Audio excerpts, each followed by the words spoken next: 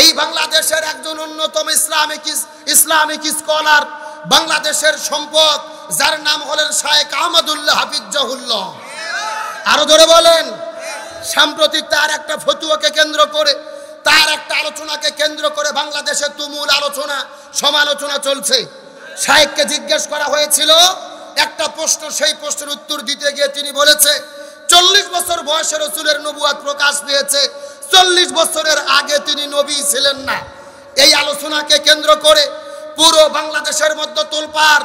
বিশেষ করে বাংলাদেশের একজন আলোচক মুফতি গিয়াসউদ্দিন আত-তাহিরি শায়েখ আহমদুল্লাহ হুজুরের বিরোধিতা করতে গিয়ে এক মাহফিলে গিয়ে বলেছে, শায়েখ আহমদুল্লাহ হুজুরের 2 গালে জুতো মারো তালে তালে, জোরে বলেন নাউজুবিল্লাহ। এই যে তিনি বললেন আল্লাহর ধন রাসূলকে দিয়ে আল্লাহ গেছে গায়েব হইয়া, এই কথা বললে কি মান থাকে? সরাসরি আল্লাহর অস্তিত্বকে অস্বীকার করা হয়, আল্লাহর সঙ্গে কুপুরি করা হয়, রাসূলের সঙ্গে কুপুরি করা হয়। আমরা তাইরিকে বলতে চাই, শায়েখ আহমদুল্লাহ হুজুরের বিরুদ্ধে যদি তুমি একটা মামলা করো, এই শিরিকের গান বলার জন্য বাংলাদেশের 64 জেলা থেকে তোমার জন্য 100টা মামলা করা হবে। রাসূলের জীবনের নবুয়ত প্রকাশ পাইছে 40 বছর বয়সে, কথা সত্য, কিন্তু রাসূলের নবুয়ত কখন থেকে শুরু? এক সাহাবী জিজ্ঞেস করে বলতেছি, ইয়া রাসূলুল্লাহ, তিরমিজি শরীফের হাদিস 3609 নম্বর হাদিস। এক সাহাবী জিজ্ঞেস করলেন, ইয়া রাসূলুল্লাহ, আপনি কখন থেকে নবী? রাসূল বলেন, কুনতু নাবিয়ান ওয়া আদামা বাইনার রুহু ওয়াল জাসাদ। যখন আদমের দেহ ছিল এক জায়গায়, রূহ ছিল এক জায়গায়, আদমের দেহটা মাটিতে গড়াগড়ি খাচ্ছিল, তখন থেকে আমি নবী। সুবহানাল্লাহ বলেন। তার মানে বোঝা গেল আমার নবী হিসেবে নির্ধারিত হয়েছে আদম নবীর সৃষ্টির আগে, কিন্তু নবী হিসেবে প্রকাশ পাইছে 40 বছর বয়সে। নবুয়ত নির্ধারণ হওয়া আর প্রকাশিত হওয়া এক জিনিস নয়। কথা বলে না কেন? ব্যাখ্যাটা ভালো করে বুঝতে হবে। সুতরাং তাইরিকে বলতে চাই, যা করেছো থেমে যাও, আর লাপালাপি করো না। আর আমি মনে করি একটা কথা নিরপেক্ষভাবে বাংলাদেশে চলমান যে বিতর্ক চলতেছে, শায়েখ আহমদুল্লাহ হুজুর তাইরির সঙ্গে বসার দরকার নাই, ওর সঙ্গে ডিবেট করার দরকার নাই। 5 সেকেন্ডের বক্তব্যে এই সমস্যার সমাধান হতে পারে। শায়েখ চিৎকার করে বলেন, কোরআনের পথে চললে বিপদ আছে না নাই? কিন্তু বর্তমানে বাংলাদেশে সবাই কি বিপদে আছে? কথা বলেন, সবাই বিপদে আছে। এই বাংলাদেশে ভণ্ড পীর আছে না নাই? কথা কয় না। আরে ভাই, আমি হক্কানি পীরের বিরুদ্ধে বক্তব্য দেই না, কিন্তু যেই পীর ভণ্ড তার বিরুদ্ধে কথা বলতেই হবে। বর্তমানে বাংলাদেশে 48,000 পীর, জোরে বলেন কয় হাজার? আর 48,000 পীরের ভেতরে অধিকাংশ পীর হলো ভণ্ড পীর। আর যেই রকম পীর ওই রকম জিকির আছে না নাই? আমি কি 2-1টা বলবো? আল্লাহর ওলি খাজা বাবা, বিশ্বের ওলি খাজা বাবা, ফরিদপুরের কেবলা জাগান, তোমার জন্য কান্দে বাবা, লক্ষ জাকির। এ কথা কোন 2 কান্দর 2 ফেরেশতা আছে না নাই? 2 ফেরেশতা কলম বার করে শুধু দাঁত দিয়ে কামড়াচ্ছে। আল্লাহ বলতেছে, কে ফেরেশতা তোমরা কলম দাঁত দিয়ে কামড়াও কেন? ফেরেশতারা বলতেছে, আল্লাহ আমরা তো বুঝতে পারিনি, লিখবো কি? এ কথা কর না কে রে? কোরআন হাদিসে কি হো হা কোতাকুতি কোনো জিকির আছে? এইরকম ভণ্ড বাংলাদেশের মধ্যে আছে না নাই? এ দিনাজপুরে মুসলমান গভীর মনোযোগ বোঝার চেষ্টা করবেন। এই যে বাংলাদেশের মধ্যে একটা জেলা আছে, যে জেলার নাম হলো কুষ্টিয়া জেলা, জোরে বলেন নাম কি? ওই কুষ্টিয়া জেলার মধ্যে একটা বাবা আছে, যেই বাবার নাম হলো বাবা লালন শাহ। এই লালন শাহর দরবারে গত 4 বছর আগে আমি পরিভ্রমণ করার জন্য গেছি। ওই বাবার দরবারে যাওয়ার পরে লক্ষ্য করে দেখি একটা পাগলের মতো লোক বসে আছে, যার মাথার মধ্যে হলো জট, পরনে পরে আছে চট, আর শরীরে পাঠার মতো গন্ধ, কাজতে যাওয়া যায় না। আস্তে করে যাওয়ার পরে লক্ষ্য করে দেখি কিছু মহিলা মানুষ যাওয়ার পরে ওই বাবার গাও ধরে টিপাটিপি করতেছে। এখন আমি আপনাদেরকে জিজ্ঞাসা করে বলেন তো দেখি, মেয়ে মানুষ যদি ছেলে মানুষের গায়ে হাত দেয়, লক্ষণ ভালো না খারাপ? এখন বলে তো, মেয়ে মানুষ যদি ছেলে মানুষের গায়ে হাত দেয়, ওই ছেলে মানুষ কি ঠিক থাকতে পারবে? সব জায়গা যদি ঠিক থাকে, অন্তত একটা জায়গা ঠিক থাকবে না, যদি সে হিজড়া না হয়। এ যুবকেরা কথা বলো। আমি ডাকতে বললাম মেয়ে পাগল মহিলারা তোমাদের কি হলো, পাগলের গাও ধরে কেন টিপাটিপি করতেছো জানতে চাই। আমাকে ডাকতে বলে হুজুর এটা পাগল নয়, এইটা হলো আল্লাহর ওলি। কিসের ওলি? এখন বলেন তো দেখি, পরীক্ষা করে দেখার দরকার আছে না নাই?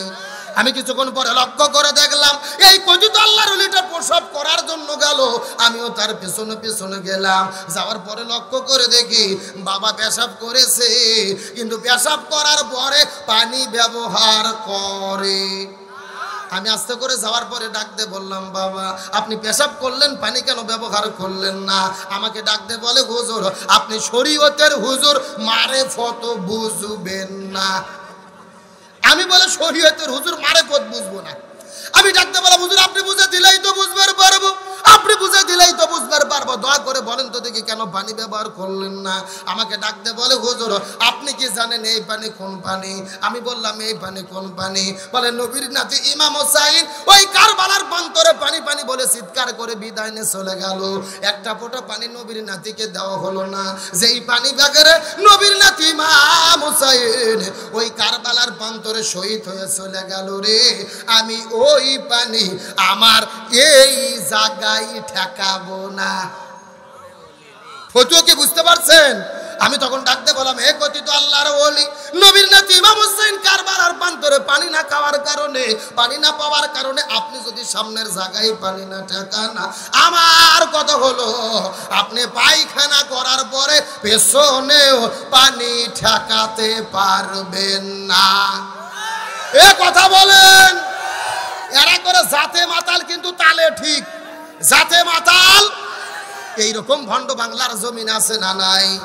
আর আবার মাঝে মধ্যে গান গায় কি রমান কাতিবিন রুজগার সরের দিন মাওলার কাছে যদি করে অভিযোগ আমি বলবো দুনিয়ায় ছিলাম ন্যাংটা বাবার লোক।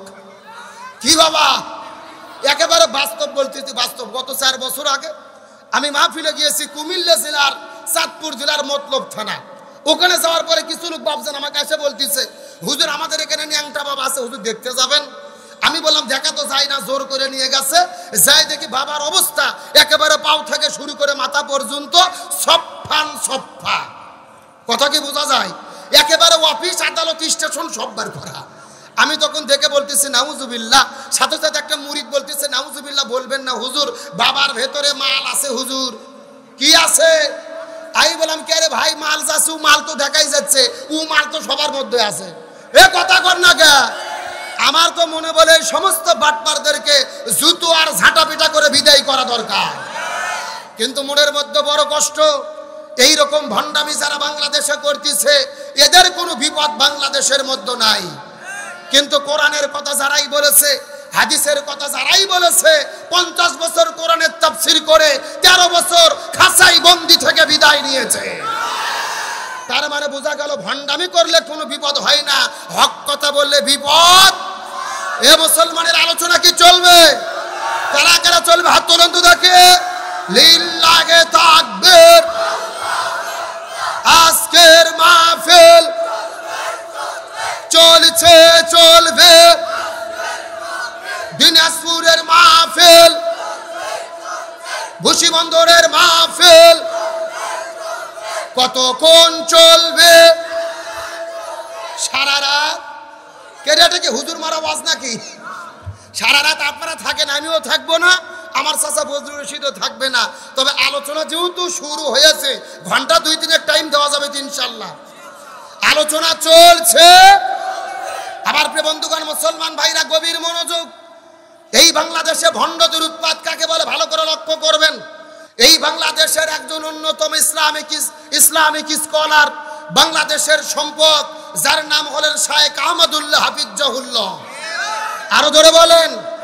সাম্প্রতিক তার একটা ফতুয়াকে কেন্দ্র করে, তার একটা আলোচনাকে কেন্দ্র করে বাংলাদেশে তুমুল আলোচনা সমালোচনা চলছে। শায়েখকে জিজ্ঞেস করা হয়েছিল একটা প্রশ্ন, সেই প্রশ্নের উত্তর দিতে গিয়ে তিনি বলেছে 40 বছর বয়সে রাসূলের নবুয়ত প্রকাশ পেয়েছে, 40 বছরের আগে তিনি নবী ছিলেন না।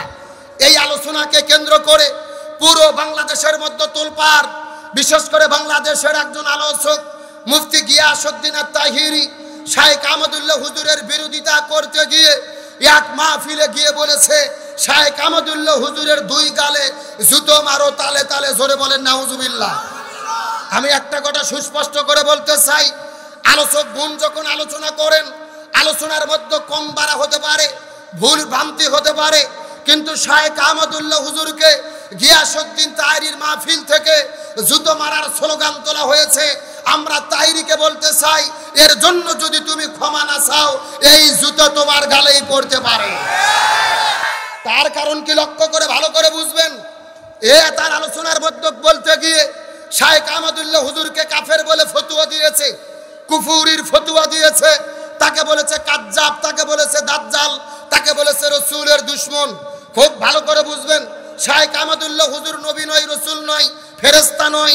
আলোচনায় ভুল হতে পারে, আপনি ভুলের সমালোচনা করেন, দলিল দিয়ে কথা বলেন, কিন্তু তাকে আপনি কাজ্জাব বলবেন, দাজ্জাল বলবেন, 48 ঘন্টার আলটিমেটাম দেবেন, 24 ঘন্টার আলটিমেটাম দেবেন, তার বিরুদ্ধে মামলা দেবেন, এটা বাংলাদেশের মুসলমানরা সহ্য করতে পারবে না।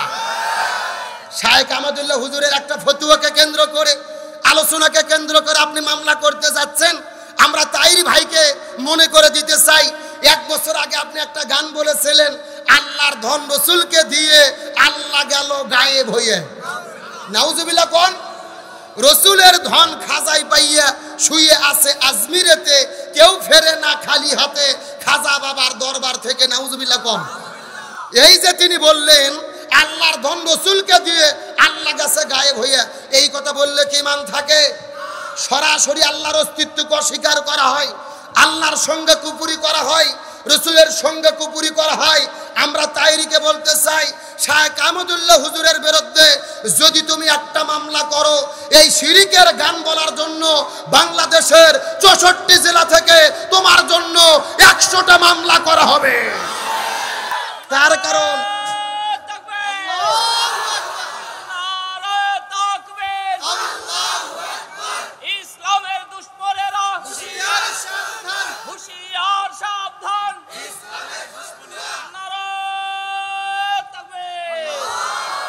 তার কারণ গভীর মনোযোগ ভালো করে বোঝার চেষ্টা করবেন।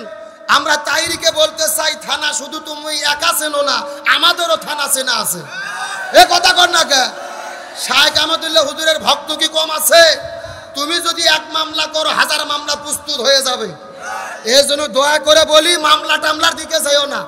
এক আলেম যখন আরেক আলেমের বিরুদ্ধে কথা বলে, ইসলাম বিদ্বেষীরা খুশিতে নাচানাচি করে, তারা মিষ্টি কিনে খায়। তুমি আজকে বলতেছো হাদিসে নাই, কোরআনে নাই। আজকে দেখলাম গিয়াসউদ্দিন তাহরি নিজের জন্মদিন পালন করতেছে কেক কাটে। নাউজুবিল্লাহ কোন? এখন আমি বলতে চাই, একজন মুসলমান হয়ে নিজেকে আলেম দাবি করো, কেক কাটা জন্মদিন পালন করা কোন হাদিসে আছে? এ কথা কর না কা? এই জন্য বলি, আর দলাদলি নয়। শাইখ আহমদুল্লাহ হুজুর বাংলাদেশের সম্পদ।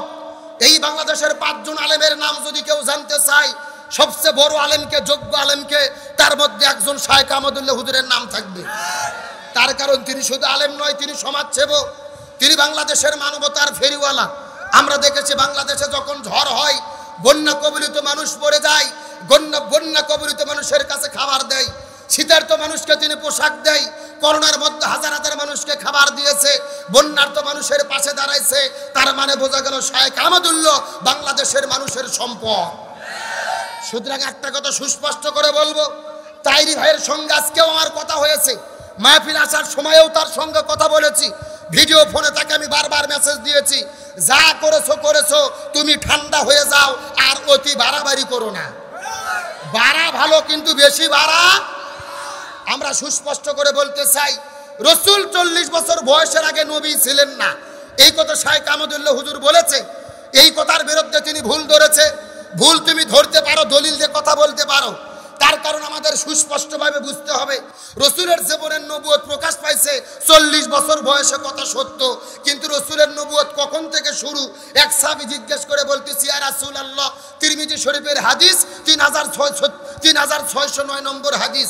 এক সাহাবী জিজ্ঞেস করলেন, ইয়া রাসূলুল্লাহ, আপনি কখন থেকে নবী? রসুল বলেন, কুনতু নাবিয়ান ওয়া আদামা বাইনার রুহু ওয়াল জাসাদ। যখন আদমের দেহ ছিল এক জায়গায়, রূহ ছিল এক জায়গায়, আদমের দেহটা মাটিতে গড়াগড়ি খাচ্ছিল, তখন থেকে আমি নবী। সুবহানাল্লাহ বলেন। তার মানে বোঝা গেল আমার নবী নবী হিসেবে নির্ধারিত হয়েছে আদম নবীর সৃষ্টির আগে, কিন্তু নবী হিসেবে প্রকাশ পাইছে 40 বছর বয়সে। নবুয়ত নির্ধারণ হওয়া আর প্রকাশিত হওয়া এক জিনিস নয়। কথা বলে না কেন? ব্যাখ্যাটা ভালো করে বুঝতে হবে। সুতরাং তাইরিকে বলতে চাই, যা করেছো থেমে যাও, আর লাপালাপি করো না।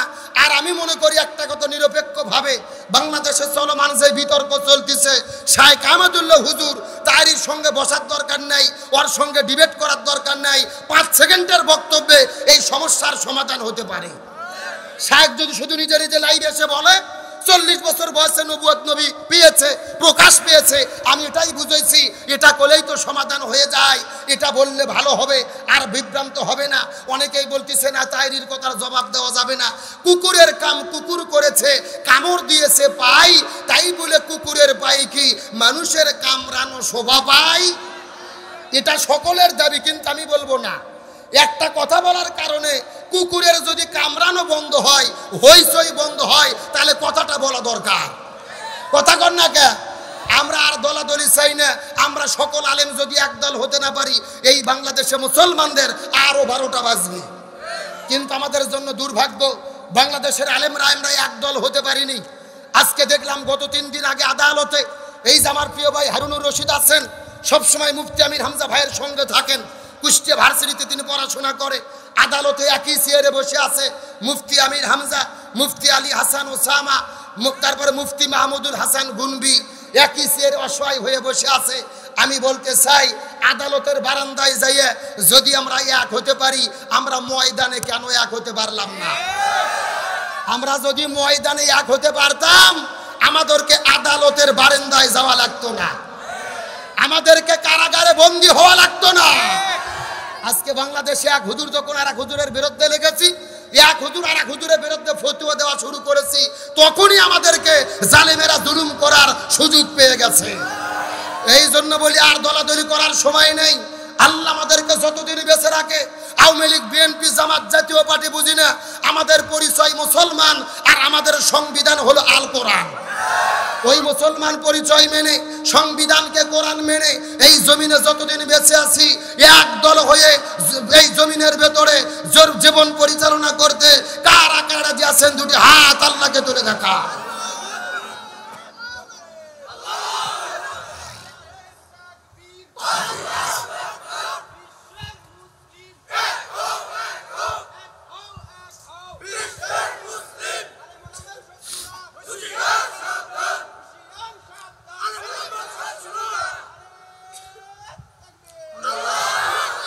আল্লাহ কবুল করুক, বলেন আমিন।